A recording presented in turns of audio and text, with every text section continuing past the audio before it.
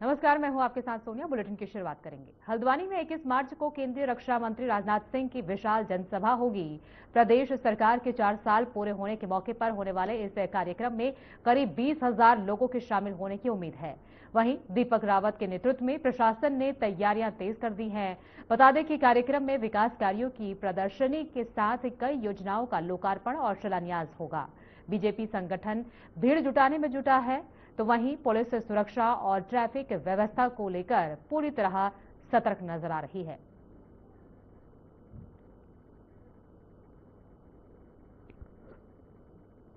माननीय उत्तराखंड सरकार के निर्देशन में सरकार की 4 साल की जो कंप्लीशन के उपलक्ष्य में अभी एक महा रैली जो है, मेगा रैली जो है, पब्लिक रैली आयोजित है, जिसमें भारत सरकार की माननीय डिफेंस मिनिस्टर माननीय राजनाथ सिंह जी, श्रीमान राजनाथ सिंह जी पधार रहे हैं।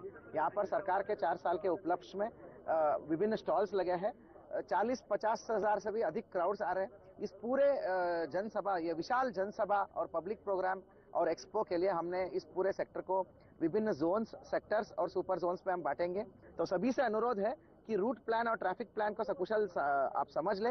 हमारा एसपी ट्रैफिक, एसपी हल्द्वानी आपको पुनः ब्रीफ करेंगे कि क्या क्या ट्रैफिक प्लान है, उसके अनुरूप चले। Thank you. देखिए, सरकार के जो कार्यकाल के 4 वर्ष पूरे हो रहे हैं, उसके उपलक्ष्य में जो एक कार्यक्रम है, उसकी आज तैयारियां की गई। आप जानते हैं ये एक पब्लिक इवेंट है और इस पब्लिक इवेंट में बहुत से प्रतिभागी आएंगे, तो उसके इंतजाम को लेके आयोजन स्थल पे ट्रांसपोर्ट को, बाकी मौके पे जो हमारे टॉयलेट्स की व्यवस्था है, साफ सफाई है, रूट प्लान है, इसको लेके एक बहुत डिटेल्ड समीक्षा यहाँ पे डिपार्टमेंट से की है और सभी को जिम्मेदारियां जो सौंपी गई हैं उसमें भी माइक्रो डिटेलिंग की गई है लास्ट लेवल तक, किसकी क्या जिम्मेदारी है। यहाँ पे हमने डिस्ट्रिक्ट मैजिस्ट्रेट की ओर से ये कहा है कि डिटेल इंस्ट्रक्शंस जो बनाएंगे उसमें सेक्टर वाइज इसको डिवाइड करेंगे और इसी तरीके से पुलिस भी अपने सेक्टर्स बनाते हुए इस कार्यक्रम को अंजाम दें।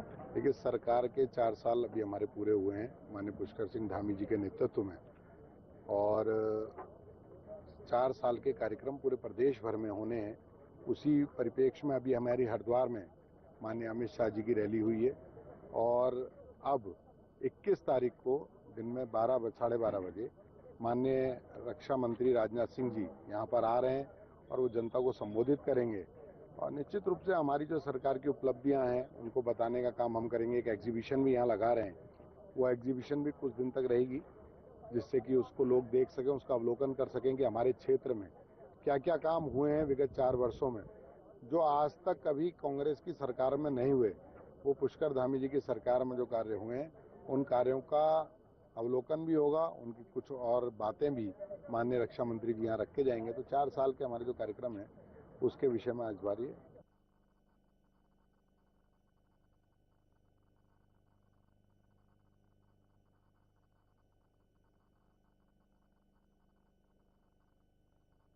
जनपद में ईद पर्व को शांतिपूर्ण और सुरक्षित ढंग से मनाने के लिए प्रशासन पूरी तरह सतर्क है। हल्द्वानी कोतवाली में वरिष्ठ पुलिस अधीक्षक के निर्देश पर संयुक्त पीस कमेटी की बैठक हुई, जिसमें जनप्रतिनिधि, धर्मगुरु और गणमान्य लोग शामिल हुए।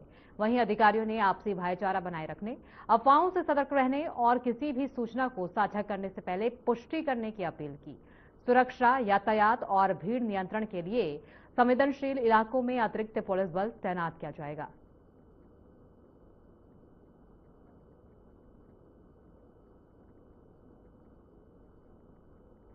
आगामी जो त्योहार है ईद का, इसको लेकर के हम लोगों ने बैठक की है। इसमें क्षेत्र के सभी प्रतिनिधियों से हम लोगों ने बात की है और इसमें जो भी आगे का जो हम लोगों की व्यवस्थाएं हैं उसके बाद में इनको शेयर किया गया और साथ में ही इन लोगों के द्वारा जो भी समस्याएं बताई गई, चाहे उसमें बिजली विभाग से संबंधित हो या पेयजल से हो या फिर साफ सफाई से हो, सभी समस्याएं हम लोगों ने और इनके इश्यूज जो थे उनको नोट कर लिया है और कंसर्न डिपार्टमेंट के साथ उसको हम लोग रिजॉल्व भी करेंगे। और इनको ये भी हमने नॉलेज में ला दिया है कि 21 तारीख को एक वीवीआईपी प्रोग्राम भी है जिसके दृष्टिगत थोड़ा डाइवर्जन इत्यादि रहेगा, थोड़ा पार्किंग का भी हमारा प्लान अलग से रहेगा, जिसको हम ऑलरेडी इसमें शेयर कर देंगे। तो 20 या 21 जो भी जिस तिथि में भी ईद मनाई जाती है उसमें हम लोगों ने अपने पूरे सुरक्षा के इंतजाम किए हैं और हम लोग को उम्मीद है कि हम लोग इसको सफलतापूर्वक इस त्योहार को और जो वीवीआईपी का आयोजन है उसको हम लोग आयोजन करेंगे।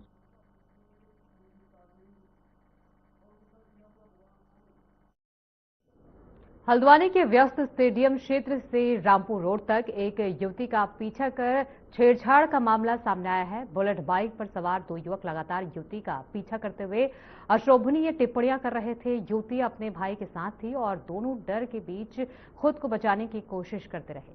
घटना का वीडियो सोशल मीडिया पर वायरल होते ही पुलिस में हड़कंप मच गया। मनोज कथियाल ने बताया कि पुलिस ने तुरंत मुकदमा दर्ज कर आरोपियों को हिरासत में ले लिया है और आगे की कार्रवाई जारी है। ये एक सोशल मीडिया के माध्यम से ही एक वीडियो हमारे संज्ञान में आया था, जिसके आधार पे एक जो महिला और एक पुरुष के पीछे पीछे एक बाइक पे दो लोग हैं, जिनके द्वारा उनको छेड़ा जा रहा है, मतलब उस पर कमेंट्स किए जा रहे हैं और उन्होंने पुश भी किया है उसमें। और बाकी जो पूरा वीडियो है उसको हम लोग ने देख के उसमें सुसंगत धाराओं में जो है अभियोग पंजीकृत कर लिया गया है। और वो दोनों जो एक्यूज्ड है वो उनकी जो है वेरिफिकेशन उनका वो हमने वेरीफाई कर लिया है। अभी फिलहाल उनको हम पूछताछ उनसे कर रहे हैं और इसमें जो भी कड़ी से कड़ी विधिक कार्रवाई होगी वो करेंगे। और इस प्रकार की घटना जो है उसके लिए मैसेज भी है कि कतई बर्दाश्त नहीं की जाएंगी, इसमें कड़ी से कड़ी कार्रवाई की जाएगी।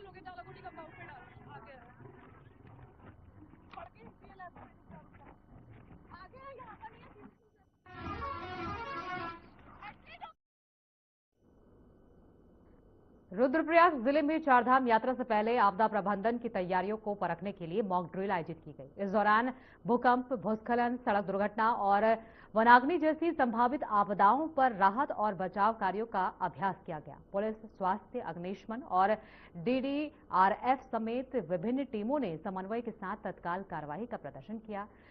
सिरोहा, बगड़, रुद्रप्रयाग और सोनप्रयाग में भूस्खलन, घोलतीर में सड़क दुर्घटना और अगस्त्यमुनि में भूकंप की स्थिति का अभ्यास किया गया। शासन के दिशा निर्देशों में और जिलाधिकारी के नेतृत्व में आज जो रुद्रप्रयाग में एक मॉक ड्रिल का आयोजन किया गया है। जो आपदा प्रबंधन की जो परख है, जो हमारी टीमें हैं उनके लिए एक मतलब हम प्रैक्टिस के तौर पर ये काम कर रहे हैं, क्योंकि आने वाले समय में किसी भी आपदा की स्थिति में हम लोग काम कर सकें। और हम लोगों ने आज 5 जगहों पर ये मॉक ड्रिल करवाई है, जिसमें कि एक सिरोबगढ़, मुनकटिया, घोलतीर, अगस्त्यमुनि, रुद्रप्रयाग और गुलाब राय मैदान, और जो हमारा स्टेजिंग एरिया था वो गुलाब राय मैदान में बनाया गया। ऋषिकेश के त्रिवेणी घाट पर आपदा प्रबंधन को लेकर मॉक ड्रिल का आयोजन किया गया। जिला आपदा केंद्र की सूचना पर प्रशासन, जल पुलिस, एसडीआरएफ, एनडीआरएफ और वन विभाग की टीमों ने संयुक्त रूप से राहत एवं बचाव अभ्यास किया। परिकल्पना के अनुसार पहाड़ों में भारी बारिश से गंगा का जलस्तर बढ़ने की स्थिति बनाई गई, जिसके चलते घाट खाली कराया गया। इस दौरान 6 लोगों के बहने की स्थिति दर्शाई गई, जिन्हें टीमों ने सफलतापूर्वक रेस्क्यू किया।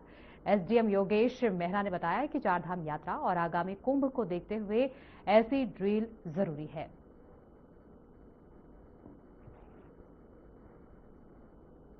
मॉक ड्रिल था ये बेसिकली जिला आपदा प्रचालन केंद्र से जो हमें सूचना प्राप्त हुई थी कि गंगा नदी का जो ऊपरी क्षेत्र है ऋषिकेश से ऊपर, वहाँ जो है जल स्तर में वृद्धि होने के कारण और अत्यधिक वर्षा होने के कारण ऋषिकेश का जो एरिया है और वहाँ पे भी जो पानी का स्तर है वो बढ़ रहा है। तो इसके रिगार्डिंग एक मॉक ड्रिल किया गया, जिसमें बतौर ऑपरेशन सेक्शन चीफ हमारे सीओ ऋषिकेश हमारे साथ थे। इसी तरह प्लानिंग सेक्शन में बीडीओ साहब हमारे साथ थे और लॉजिस्टिक सेक्शन में पीडब्ल्यूडी डिपार्टमेंट हमारे साथ, और जितने भी लाइन डिपार्टमेंट्स थे वो सब इस मॉक ड्रिल का हिस्सा बने। देहरादून के गांधी पार्क में उत्तराखंड राज्य आंदोलनकारी संयुक्त परिषद ने आंदोलनकारियों के चिन्हीकरण की मांग को लेकर धरना प्रदर्शन किया, जहां इस दौरान आंदोलनकारियों ने कहा कि राज्य गठन के 25 साल बाद भी इस मुद्दे पर कोई ठोस नीति नहीं बन पाई है।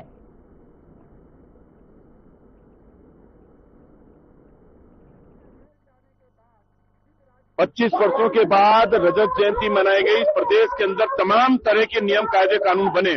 उत्तराखंड राज्य आंदोलनकारी मंच 25-26 वर्षों के बाद भी अगर चिन्हीकरण के मसले पर आवाज उठानी पड़ रही तो ये हमारे लिए भी शर्मिंदगी की बात है। ये शासनादेश निकलने के बावजूद पूरे प्रदेश के अंदर अभी तक चिन्हीकरण के मामले नहीं हुए हैं।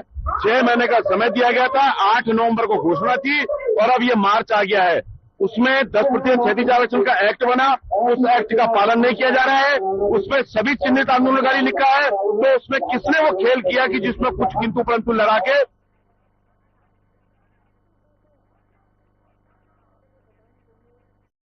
ऋषिकेश के गंगा भोगपुर क्षेत्र में UGVNL द्वारा बांध सुरक्षा को लेकर सामुदायिक जागरूकता कार्यक्रम आयोजित किया गया, जहां इस अवसर पर कार्यक्रम में बांधों के सुरक्षित संचालन, रखरखाव और आपातकालीन स्थिति में अपनाए जाने वाले उपायों पर विस्तार से जानकारी दी गई, जिस पर UGVNL के GM आदेश नौटियाल ने बताया कि किस तरीके से GM ने साझा जानकारी दी है। आपको सुनाएंगे।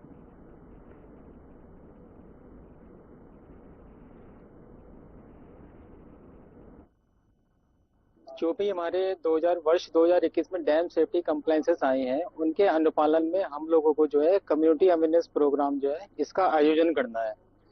तो मैं आपको बताना चाहूंगा कि DRIP dam rehabilitation and improvement programme जो है, यह जल शक्ति मंत्रालय का जो है एक अद्भुत परियोजना है, जिसके माध्यम से जिसकी जो फंडिंग जो है वर्ल्ड बैंक द्वारा की जा रही है। और इसका जो मुख्य उद्देश्य है वह यह है कि डैम की हेल्थ को सुधारना, जो वहाँ पे जो हमारे सेफ्टी मेजर्स हैं उनकी हेल्थ को भी सुधारना।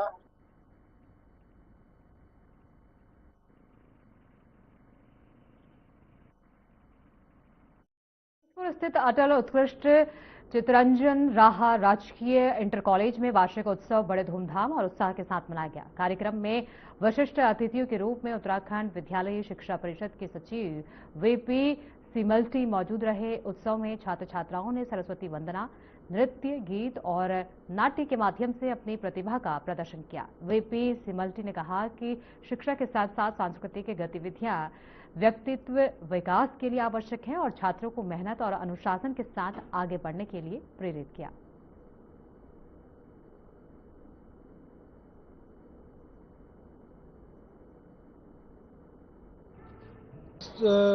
अभिभावकों में इस बात को लेकर के बड़ी होड़ हो गई है और सामाजिक स्टेटस भी उन्होंने अपना बना लिया है कि प्राइवेट स्कूलों में ही हम लोग बच्चों को पढ़ाई करेंगे।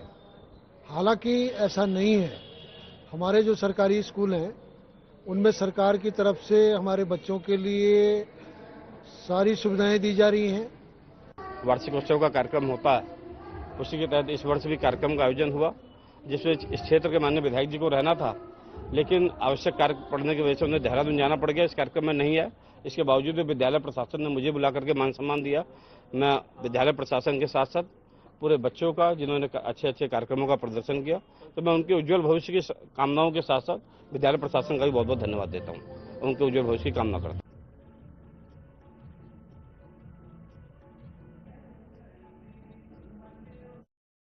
रमजान के पाक महीने के बीच उत्तराखंड वक्फ बोर्ड ने जरूरतमंद परिवारों के लिए अहम पहल की है, जिसके तहत वक्फ बोर्ड के अध्यक्ष शादाब शम्स ने बताया कि ईद के मौके पर कोई भी गरीब मुस्लिम परिवार त्योहार मनाने से वंचित न रहे। इसके लिए ईद किट का वितरण किया जा रहा है।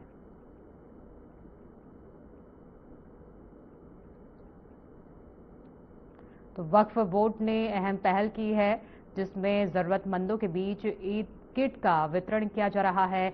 गरीब परिवार ईद मनाने से वंचित ना रहे, यही वक्फ बोर्ड का उद्देश्य है और इसी उद्देश्य के साथ आगे बढ़ते हुए लोगों के बीच, जो रोजेदार लोग होते हैं, उनके बीच ईद किट का वितरण किया जा रहा है। तो वक्फ बोर्ड ने ये अहम पहल की है। देहरादून की तस्वीर आपको दिखा रहे हैं, जहां जरूरतमंदों के बीच ईद किट का वितरण किया जा रहा है जरूरतमंदों को, ताकि वो ईद मनाने से वंचित ना रहे। तो जिस तरीके से लगातार ये तस्वीर आप देख पा रहे हैं, जो छोटे छोटे बच्चे हैं उनके बीच इस किट का वितरण किया गया। जो गरीब परिवार से लोग आते हैं, जो ईद नहीं मना पाते हैं, उनके बीच इस तरीके के किट बांटे जा रहे हैं, ताकि वो भी इस त्योहार को अच्छे से मनाएं और अमन चैन की दुआ सभी रोजेदारों की तरफ से की गई है। और जिस तरीके से ये पहल की जा रही है, जो रोजे रखने वाले लोग हैं उनके बीच भी उत्साह नजर आ रहा है। तो गरीब परिवारों के बीच इस किट का वितरण किया जा रहा है। वक्फ बोर्ड की तरफ से ये अहम पहल चलाई जा रही है।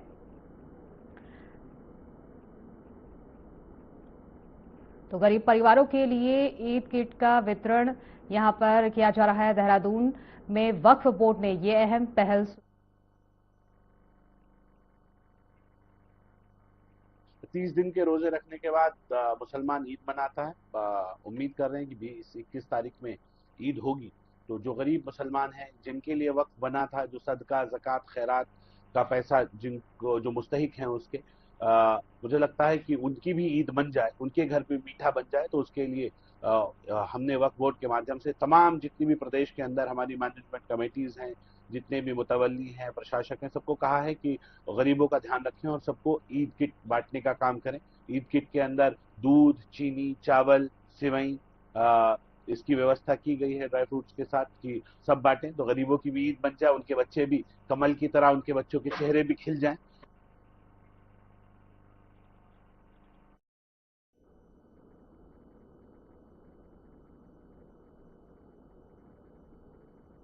वक्त हो गया एक छोटे से ब्रेक का। ब्रेक के बाद फौरन लौटेंगे, बने रहिए हमारे साथ।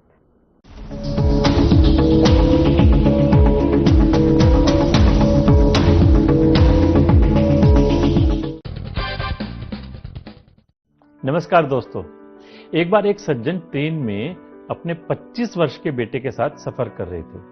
ट्रेन की खिड़की से बाहर देखकर लड़का चिल्ला रहा था, पापा देखो पेड़ पीछे भाग रहे हैं।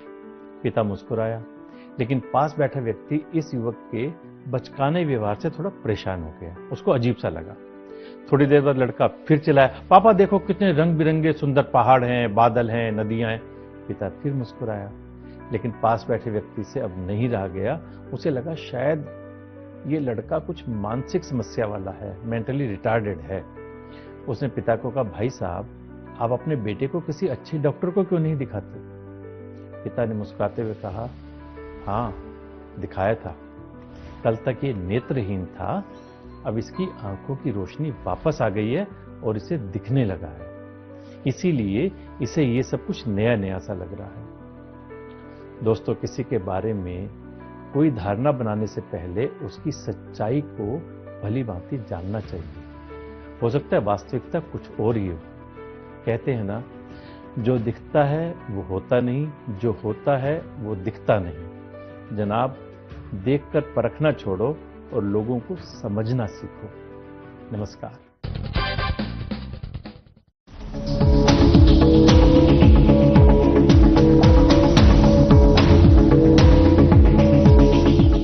के बाद एक बार फिर स्वागत है। खबरों में आगे बढ़ेंगे। उधम सिंह नगर के खटीमा में आगामी ईद पर्व को शांतिपूर्ण और सौहार्दपूर्ण तरीके से मनाने के लिए कोतवाली परिसर में पीस कमेटी की बैठक आयोजित की गई। प्रभारी निरीक्षक विजेंद्र शाह के नेतृत्व में बैठक में विभिन्न समुदायों के प्रतिनिधि और गणमान्य लोग शामिल हुए। बैठक में बिजली, पानी, साफ सफाई और सुरक्षा व्यवस्थाओं पर विस्तृत चर्चा हुई। पुलिस प्रशासन ने पर्व के दौरान पर्याप्त सुरक्षा का आश्वासन दिया और सोशल मीडिया पर भड़काऊ पोस्ट करने वालों के खिलाफ सख्त कार्रवाई की चेतावनी दी।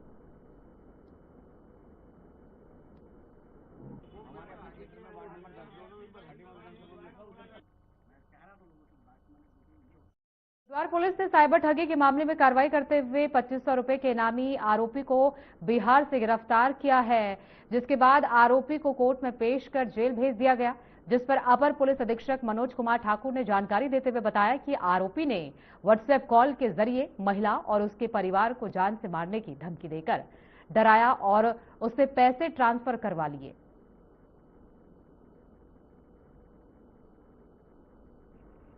इसमें जैसा आपको पूर्व में विदित हुआ कि पिछले वर्ष फरवरी माह में एक मुकदमा पंजीकृत हुआ था, जिसमें धमकाकर और एक महिला जो कि जौनपुर निवासी है अपने कोटद्वार की, उसके खाते से 6,20,000 रुपए इन लोगों द्वारा ले लिए गए थे। तो इसमें माह जून में ही एक व्यक्ति की पूर्व में गिरफ्तारी की जा चुकी थी और आपराधिक षड्यंत्र के तहत ये मुकदमा पंजीकृत हुआ था, जिसमें उद्यापन, एक्सटॉर्शन की भी धाराएं थी। तो इसमें जो दूसरा इसका साथी था जिसका नाम आसिफ, वो भी चंपारण का ही निवासी था, उसे अभी हाल ही में हमारे कोटद्वार पुलिस ने गिरफ्तार किया है और कप्तान साहब द्वारा इसमें 2,500 का इनाम घोषित किया गया था। ऋषिकेश के सीमा डेंटल कॉलेज के पास तिकोनिया भूमि से अतिक्रमण हटाने पहुंची प्रशासनिक टीम को विरोध का सामना करना पड़ा। बता दें कि एसडीएम के आदेश पर कार्रवाई के लिए पुलिस पहुंची टीम के सामने कब्जाधारियों और स्थानीय लोगों ने विरोध शुरू कर दिया, जिससे मौके पर तनाव की स्थिति बन गई। बता दें कि लगभग 3.46 एकड़ भूमि पर लंबे समय से विवाद चल रहा है, जहां पशुपालन विभाग इसे अपनी भूमि बता रहा है, तो वहीं दूसरी ओर वीरभद्र मंदिर समिति स्वामित्व का दावा कर रही है।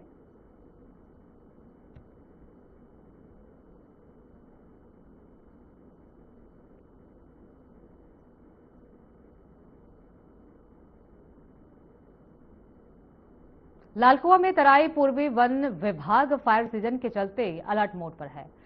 उप प्रभागीय वन अधिकारी अनिल कुमार जोशी ने बताया कि सभी रेंजों को सतर्क कर दिया गया है और फायर वाचारों की तैनाती की गई है। जंगलों में पेट्रोलिंग बढ़ाई गई है, हर बीट में निगरानी की जा रही है। फायर लाइन का कार्य पूरा किया गया है और उपकरण दुरुस्त किए गए हैं। आग की घटनाओं को रोकने के लिए जन भागीदारी और जागरूकता अभियान चलाए जा रहे हैं। आग लगाने वालों के खिलाफ सख्त कानूनी कार्रवाई की चेतावनी भी जारी की गई है।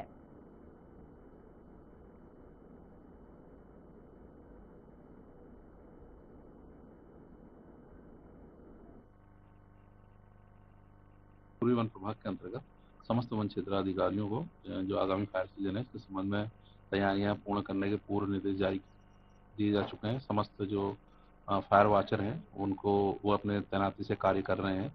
फायर लाइन संबंधी समस्त कार्य पूर्ण हो चुके हैं और जहां भी ऐसी घटनाएं नजर आएंगी तो वन विभाग के कर्मियों द्वारा तत्काल उसमें आग पर काबू पाने का प्रयास किया जाएगा। इसके अतिरिक्त एक प्रभाग स्तर पर कंट्रोल रूम पहले से बना हुआ है और समस्त रेंजों में भी एक मास्टर कंट्रोल रूम बनाया गया है ताकि जो भी सूचनाएं हैं त्वरित हो जाएं। इसके अलावा तराई पूर्वी वन प्रभाग के अंतर्गत समस्त वन कर्मियों के द्वारा एक फायर से संबंधित ऐप डाउनलोड कर दिया गया है।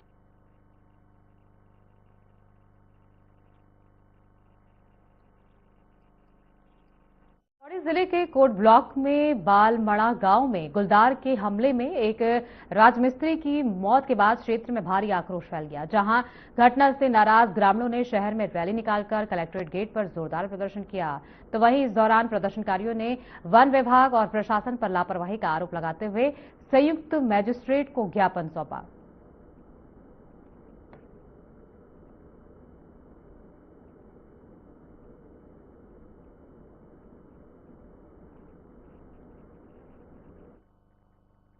फिर कहा है कि डीएफओ जो पौड़ी हैं वो लगातार आम जनता को बेवकूफ बना रहे हैं और सरकार को भी जो गुमराह करने का काम कर रहा है वो डीएफओ पौड़ी कर रहा है, क्योंकि महातिम यादव जी बड़े ही सातिर और वो हैं कि आगे जो अपनी रिपोर्ट दे रहे हैं वो बड़ी सातिर तरीके से दे रहे हैं कि जहां जनता को बेवकूफ बना रहे हैं वहां शासन को बेवकूफ बनाया जा रहा है कि आगे बिल्कुल कह रहे हैं कि नहीं सब ठीक है, सब ठीक है, गलत वो फैलाया जा रहा है। और यहाँ जनता को कहा जा रहा है कि नहीं हमने शिकारी बुला दिया जाएगा। अरे शिकारी बुला दिया गया है भाई साहब, तो आपका उस शूटर का आदेश हमें दिखा दो। अगर आपने जो बाघ सही मारे हैं तो भाई साहब आपने उनकी डीएनए रिपोर्ट कराई होगी, वो डीएनए रिपोर्ट सार्वजनिक करिए। हम आपके रेंजर और आपसे मांग मांग के थक गए हैं कि आप अपनी रिपोर्ट सार्वजनिक कीजिए। मैं आपको लगातार बता रहा हूं कि डीएफओ पौड़ी के ये हाल है भाई साहब। और हमारे जहीं भी हमें बाघ मिले हमें आदेश दे कि बाघ को शूट करो। गांव वाले जितने भी हैं बाघ को शूट करें और हमारे पे कोई कानून नहीं हो, कोई कानून की आपत्ति नहीं आनी चाहिए। और बाघ को जहां भी मिलेगा, हमारे गांव में बहुत बंदूक वाले हैं, कोई भी मार सकता है बाघ को, पर ये लोग आदेश दे पहले। ये जब आदेश देंगे तब जाके हम बाघ को मार सकते हैं। शासन के पास यहाँ आ रखे हैं, यहाँ कोई अधिकारी नहीं है, कोई नहीं है हमारी बात सुनने के लिए, कोई भी तैयार नहीं है। ना तो यहाँ डीएफओ सर हैं, ना कोई डीएम साहब है, ना एसडीएम है। देखिए आप लगातार मंडल मुख्यालय के 20 किलोमीटर के दायरे में एक के बाद एक 5 मौतें हो चुकी हैं, 2 दर्जन से ज्यादा लोग घायल हो गए, मगर अभी भी जिला प्रशासन और वन विभाग का रवैया बिल्कुल नकारात्मक है। अभी भी लोगों का कहना है कि गांव में गुलदार बैठा हुआ है, लोग रोज फोन कर रहे हैं गाय ले गया, बछिया ले गया, बकरी ले गया। गांव वालों को गुलदार दिख रहा है और वन विभाग को नहीं दिख रहा है। मेरा नाम कविता देवी है, ग्राम जामला की हूँ मैं। ऐसे होना पड़ रहा है कि जानवरों को तो वो कर रहे हैं, मतलब बाघ की सुरक्षा कर रहे हैं, और जब आदमी खा रहा है तो वो सुरक्षा नहीं कर रहे, हमारी सुरक्षा नहीं कर रहे हैं। कहीं भी हमारी सुरक्षा है ही नहीं। हमने घास के लिए जाना है, पानी के लिए जाना है, जंगल में बकरी चरानी है, गाय चरानी है, हमारी कोई सुरक्षा नहीं है। हमारी तो बहुत दिक्कत है कि जो हमारी सुरक्षा नहीं हो रही है, कहीं पे भी नहीं। हंसता हो जाए कि वो क्या करेंगे, वो क्या करेंगे। मेरा नाम सपना पवार है। मैं जामला की प्रधान हूँ और घटना मेरे गांव के जामला के है। प्रकाश लाल चाचा जी उनके साथ घटित हुई है। मांग तो यही है कि बाघ को मारने के लिए बोल रखा है, एक तो कि बाघ मारने के लिए शूटर भेजो, अब प्राइवेट शूटर की मांग हो रखी है, और लाइट की व्यवस्था, झाड़ी कटान की व्यवस्था, घास की व्यवस्था, चारा पत्ती की व्यवस्था, बकरी गाय, लोगों की गाय बकरियां है। और सरकार से हम चाहते हैं कि बच्चों के लिए गाड़ी की व्यवस्था हो। हमारे गांव से ज्यादा दूर नहीं है, 2-3 किलोमीटर दूर होगा, और जामला खाल और खड़े सामने सामने ही है। तो अभी मैंने हाल ही में कल परसों की बात है, तो मैंने 5 बजे खुद अपनी आंखों से बाघ देखा है। तो हमारे गांव में भी उस चीज का दहशत है। अभी हमने गांव से फोन आया है कि अभी गांव इनके घर के बगल में बाघ दिखाई दिया है। तो वो बाघ अब अगर दिन में ही दिखाई दे रहा है तो रात को लोग कैसे बाहर निकलेंगे? 4 बजे ही ये कह रहे हैं कि घर से बाहर ना निकलो। तो हमारे घर में मवेशी भी हैं, हमें उनके लिए चारा लाना पड़ता है, लकड़ी लानी पड़ती है, सब कुछ करना पड़ता है। तो हम कैसे करेंगे ये चीजें? ये है कि आदमखोर जो बाघ है उसको मार दिया जाए, उसको मारने का ऑर्डर दिया जाए, और अगर उनके पास ये काम करने का शक्ति नहीं है, ये हमारी मजबूरी है। नहीं तो अगर हमारी सुनवाई उसी घटनास्थल में हो जाती तो हमें यहाँ आने की जरूरत ही नहीं थी। क्यों आते हम यहाँ? हमारे बच्चे स्कूलों में जा रखे हैं, वो बिना भूखे जा रखे हैं, हमें इतना टाइम नहीं मिला कि हम उनके लिए खाना बना के आ सकते, क्योंकि हमारी मजबूरी हो चुकी है। क्योंकि शासन प्रशासन हमारी कोई सुनवाई नहीं कर रहा है, हमें मजबूरन आज सड़कों में उतरना पड़ा। अगर इसी तरह से शासन प्रशासन हमारी सुनवाई नहीं करेगा तो हमें आगे भी जाना पड़ेगा। हम राजधानी तक जाने के लिए भी तैयार है।